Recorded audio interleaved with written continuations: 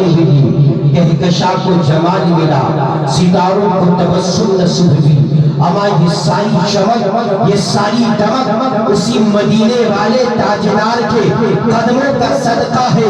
جبھی تو اعلیٰ حضرت ارشاد فرماتے ہیں چمک تجھ سے پاتے ہیں سب پانے والے، چمک تجھ سے پاتے ہیں سب پانے والے، میرا دل بھی چمکا دے چمکانے والے۔ اعلیٰ حضرت نے یہاں پر کتنی پیاری بات ہے، میرا دل چمکا دے۔ یہ نہیں کہا کہ میرا مکان چمکا دے، یہ نہیں کہا کہ مکان چمکا دے، یہ نہیں کہا جس گلی میں رہتا ہوں گلی چمکا دے، جس جگہ رہتا ہوں جگہ کو چمکا دے، نہیں، اعلیٰ حضرت نے فرمایا میرا دل چمکا دے۔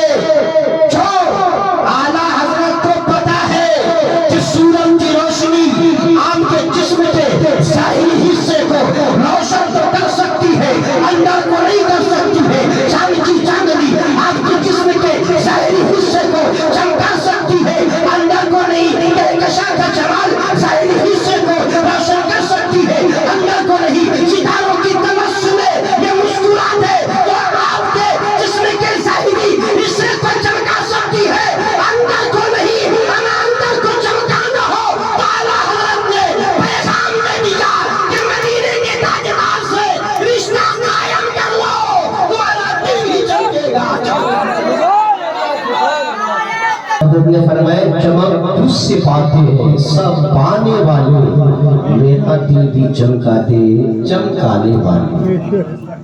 آج میں آقا کی رحمت پہ بات کرنے والا ہوں۔ کسی شاعر نے کیا خوب کہا ہے کہ لکھی میں نے نبیوں کی ثنا اول سے آخر تک، لکھی میں نے نبیوں کی ثنا اول سے آخر تک، محمد لکھ دیا بس ہو گیا اول ساخر تک، محمد لکھ دیا بس ہو گیا اول ساخر تک۔ اور یہ بھی ہے معجزہ احمد مختار نیا، یہ بھی ہے معجزہ احمد مختار نیا۔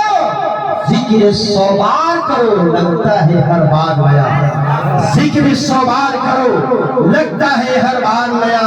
اور گمانچہ ایسے کہ آثار تک یقین کے نہ تھے، گمانچہ ایسے کہ آثار تک یقین کے نہ تھے۔ حضور آپ نہ ہوتے تو ہم کہیں کے نہ تھے، حضور آپ نہ ہوتے تو ہم کہیں کے نہ تھے۔ اب آئیے میں اصل بات پیش کرنے چاہتا ہوں، مگر یہ دو چار وصیت خالی۔ ہمارے جوان گھر دنیا میں آئے تو دنیا والوں نے دیکھا کہ واقعی میں رحمت للعالمین ہے، مگر جب ماں کے پیٹ میں تھے تب بھی رحمت، تب بھی رحمت۔ جب میرے آقا اس دنیا میں آ گئے تو سنانے والوں نے دیکھا کہ ہاتھ کے اشارے سے، انگلی کے اشارے سے چاند کو دو ٹکڑا کر دیا، سورج تو ڈوبتا رہ رہا تھا اسے پلٹا دیا۔ یہ معجزہ دیکھا لوگوں نے، لیکن میں کہتا ہوں میرے آقا جب پیدا نہیں ہوئے تھے نا، ماں کے پیٹ میں تھے، تب بھی معجزہ کا صدور ہو رہا تھا، تب بھی معجزے کا صدور ہو رہا تھا۔ ایک بات بتائیے، بہت جلسہ آپ لوگ کرواتے ہیں اور سنتے ہیں، کچھ بات کی جانکاری بھی آپ کو ہونی چاہیے۔ یہ بتائیے کہ میرے آقا صلی اللہ علیہ وسلم جب اس دنیا میں تشریف لائے تو کیا آپ کے والد بزرگوار حیات سے تھے؟ نہیں تھے؟ یعنی آپ کی آمد سے پہلے ہی جب آپ ماں کے پیٹ میں پل رہے تھے تو آپ کے والد بزرگوار کا انتقال ہو گیا۔ ایک مسئلہ سمجھ لیجئے، خاص کر یہ مسئلہ عورتوں کے لیے، لیکن آپ کو جاننا ضروری ہے کہ آپ کا تعلق ان سے۔ آج کی ڈیٹ میں، آج کی تاریخ میں اگر کوئی عورت بیوہ ہو جائے، کسی کا شوہر خدا نخواستہ انتقال کر جائے، تو بیوہ عورت کی عدت کیا ہے؟ کتنے دنوں تک انہیں عدت میں رہنی ہے پتہ ہے؟ اگر کسی کو پتہ تو ہاتھ اٹھائیے۔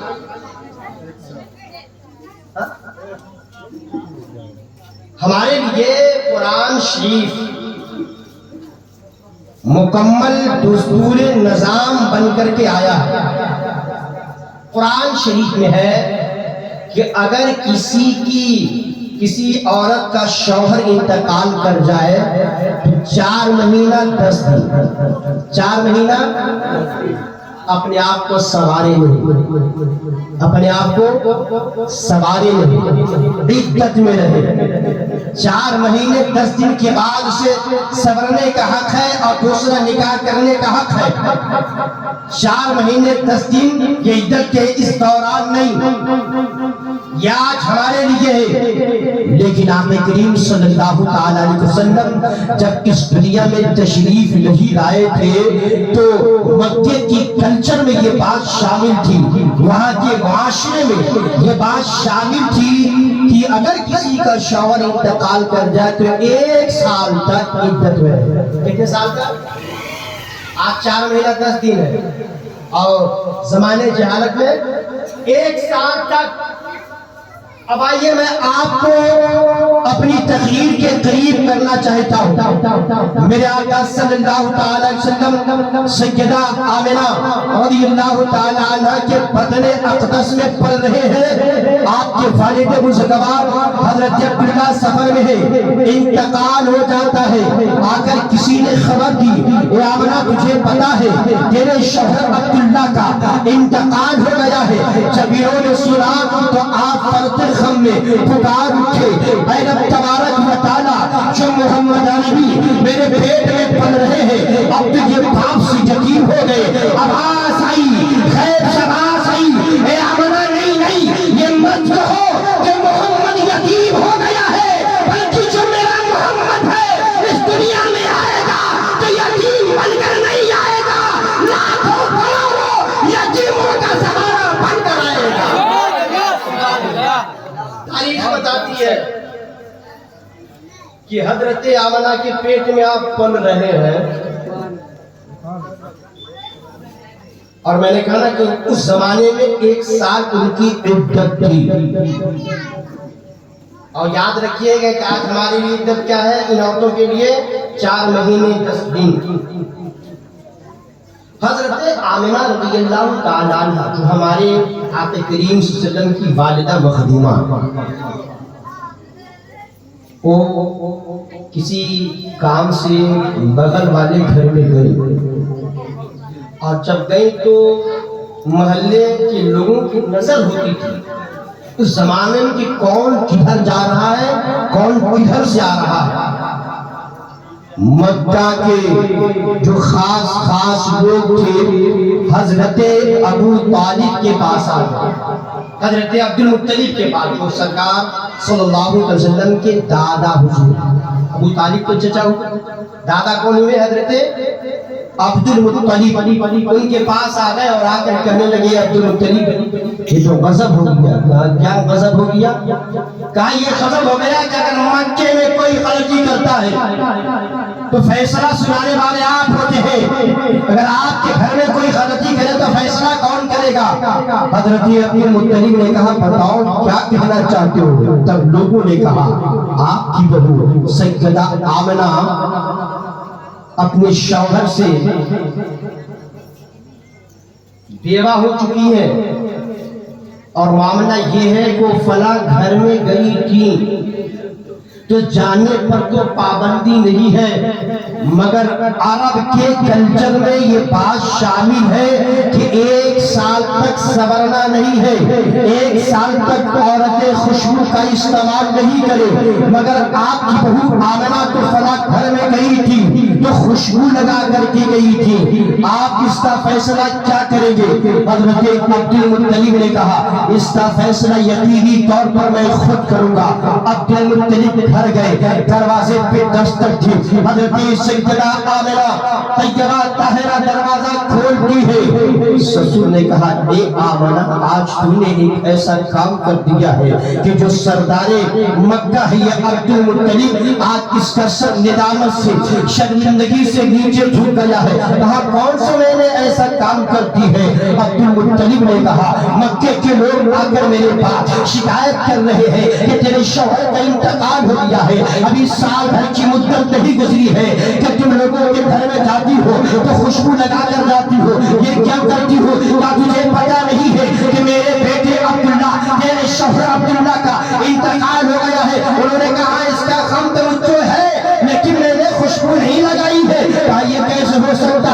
तुम खुशबू नहीं लगाई हो, क्या लोग झूठ बोल रहे हैं? हजरत आमना कहती है लोग झूठ भी नहीं बोल रहे हैं, जो लोग कह रहे हैं उन्होंने खुशबू सूंघी है वो हकीकत है, मगर ये आमना अब तक के खुशबू का इस्तेमाल नहीं की है। हजरत अब्दुल मुत्तलिब ने कहा ये मुअम्मा मुझे समझ में नहीं आता, ये राज मुझे समझ में नहीं आता, बताओ तो सही मामला क्या है। हजरत आमना सामने बैठी थी, हाथ मिट्टी पर मारती है, एक मुट्ठी मिट्टी को लेती है और लेने के बाद दूसरे हाथ से मसल देती है, मसलने के बाद कहती है ए अब्दुल मुत्तलिब ए ससुर जान इस मिट्टी को सूंघिए तो सही। जब अब्दुल मुत्तलिब ने सूंघा तो मिट्टी जो जमीन पर टिकी हुई थी हजरत आमना के हाथ में आने के बाद खुशबू से मुअत्तर हो गई।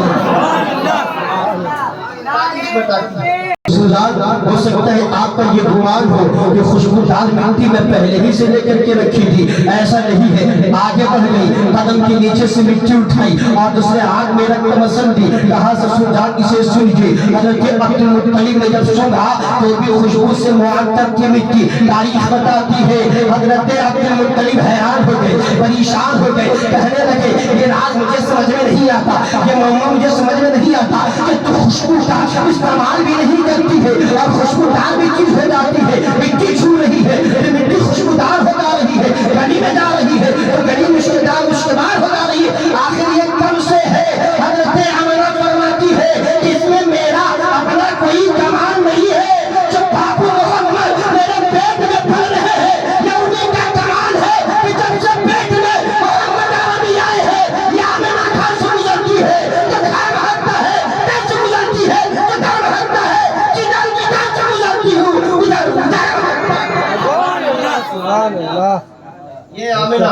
हजरत आमना ने फरमाया ऐसा सुजान अब्दुल मुत्तलिब सिर्फ इतना ही कमाल नहीं है बाबू मोहम्मद का जो मेरे पेट में पल रहे हैं। आगे बढ़िए, कमाल देखिए, आगे बढ़े, घर से बाहर निकले तो क्या देखते कि पत्थर की चट्टान है। हजरत आमना जब पत्थर के करीब गए तो पत्थर से आवाज आ रही थी अस्सलातु वस्सलामु अलैका या उम्मे रसूलुल्लाह, यानी सलातो सलाम जो है मोहम्मद अरबी पर भी है और मोहम्मद अरबी की मां हजरत आमना पर। हजरत आमना ने कहा यहीं तक कि बस नहीं, आगे बढ़िए, देखिए मोहल्ले का कुआं है, औरतें वहां पर पहुंचती है, पानी निकालती है, जो मजबूत जिस्म की औरतें हैं खुद रस्सी डालती है और डोल को डालती है, बाल्टी को डालती है, पानी खींचती है, चली जाती है। मगर कुछ औरतें मेरे इंतजार में वहां पर खड़ी होगी। कहा किस लिए? कहा चलिए तो सही। जब गए तो देखा कि चंद ऐसी भी औरतें हैं जो जिस्म से कमजोर है, जिस्म से लागर है, खुद से पानी कुआं से नहीं निकाल सकते हैं, छुप करके वजनी चीज को नहीं खींच सकती है। आमना जब गई तो औरतें कहने लगी आमना आ गई है, अब हमें रस्सी डालने की जरूरत नहीं है। जैसे ही सिंगला आमना कुएं के करीब पहुंची तो कुएं का पानी जो नीचा था इतना ऊपर आया, इतना ऊपर आया, इतना ऊपर आया कि रस्सी डालने की जरूरत नहीं पड़ी। औरतों ने अपने हाथ से बर्तन को पकड़ा, कुएं से पानी निकाल कर घर भागा। तारीख बताती है, उन्होंने कहा देखिए ये मेरा कमाल नहीं है, ये मोहम्मद अरबी का कमाल है जो मेरे पेट में पल पल। हजरात नबी की पैदाइश का जिक्र आपके लिए और किसी मौके से नबी लोगों वगैरह के महीना हो उस मौके से आप नबी की विलादत और नबी की पैदाइश का जिक्र सुन लीजिएगा। आज मैं खासकर आते करीम की रहमत को लेकर आपके सामने हाजिर आया। आके करीम ने गरीबों से कितनी मोहब्बत की है उसे सामने में कराया हूँ। आके करीम ने मिस्कीन से यतीम से कितनी मोहब्बत फरमाई है उसे मैं लेकर के आया हूँ। तारीख बताती है कि जब मेरे आका सल्लल्लाहु अलैहि वसल्लम इस दुनिया में ले आए तो आपकी उम्र जब बज़ाहिर 40 बरस हुई तो आपने ऐलान नबूवत फरमाया। अपने ऐलान कितने बरस की उम्र में याद रखिएगा 40। ऐसा नहीं कि 40 बरस की उम्र में मेरे आका नबी बने, नहीं, मेरे आका तो उस वक्त भी नबी थे। खुदा के करीम हदीस है कि जब आदम अलैहिस्सलाम पानी और मिट्टी के दरमियान रखकर आपने उससे सवाल किया कि आदम की पुतला तैयार की गई। मेरे आका फरमाते हैं जब आदम अलैहिस्सलाम पानी और मिट्टी के दरमियान पल रहे थे उस वक्त मोहम्मद अरबी नबी था। 40 برس کی عمر میں بظاہر آپ نے اعلان نبوت فرمائی. جب اعلان نبوت فرمائی وہی مکے کے لوگ جو آپ کو امین کہتے تھے, وہی مکے کے لوگ جو آپ کو سچا کہتے تھے, وہی مکے کے لوگ جو اپنا ہمدہ سمجھتے تھے, وہی مکے کے لوگ جو آپ کو اپنا رفیق سمجھتے تھے, وہی مکے کے لوگ جو آپ کو اپنا شفیق سمجھتے تھے, اپنا ساتھی سمجھتے تھے. جب میرے آقا نے اعلان نبوت فرمایا کہ میں اللہ کا نبی ہوں, اللہ کا نبی ہوں, اللہ کا پیغام لے کر کے آیا ہوں, سنو خود پرستی کو چھوڑ دو, میرا کلمہ پڑھ لو, مسلمان بن جاؤ, میرا کلمہ پڑھ لو, وہ میرا بن جاؤ. وہی مکے کے لوگ آپ کے دشمن بن گئے, جو لوگ آپ کے ہاتھ کو چوم رہے تھے, جو لوگ اپنے مال کو امانت کے طور پر آپ کے قبضے میں دیا کرتے تھے, وہی لوگ نبی کریم کے دشمن ہو گئے.